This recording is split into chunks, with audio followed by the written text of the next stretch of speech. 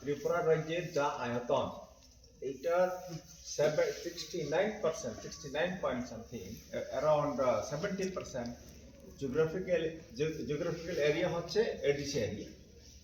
আর পপুলেশনের দিক দিয়ে যদি আমরা চাই, তাহলে পরে 35% of the total state population live in ADC areas.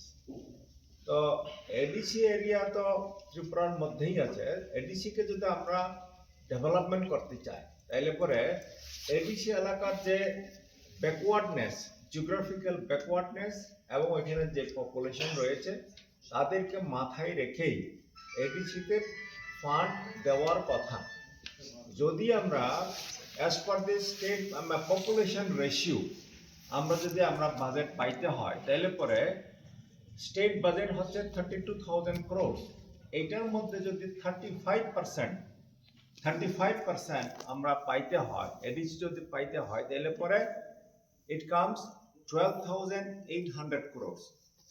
12,800 crore এডিসিকে দিতে হয়। সেই ক্ষেত্রে এডিসির যে autonomous district council budget pass করে অ্যারাউন্ড 1,000 crore, 1,100 crore এর মতো বাজেট পাস করা হয় স্টেটের কাছে।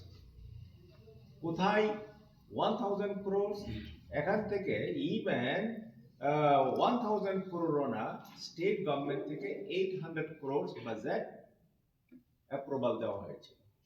এবং সেই 800 crore যে অ্যাপ্রুভ যে বাজেট, সেটাও টাইমলি রিলিজ করা হয় না।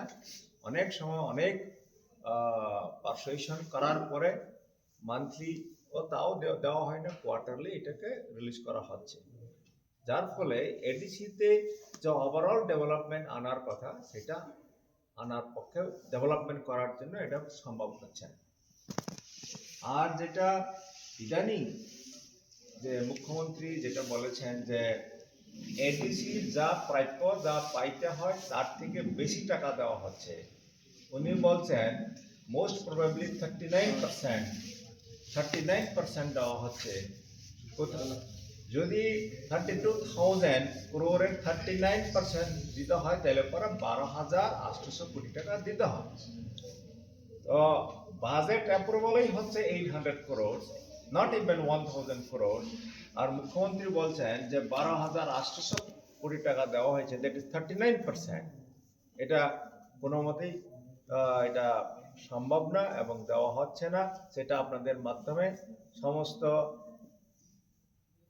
অপমত জনসাধারণের জন্য, বিশেষ করে এডিসি এলাকাতে যারা আছেন তাদের কাতার্থে আমি এটাকে পরিষ্কার করে বলতে চাইছি যে 12,800 crore, that is 39% of the state budget মুখ্যমন্ত্রী যেটা বলেছেন দেওয়া হয়েছে, এটা ঠিক না।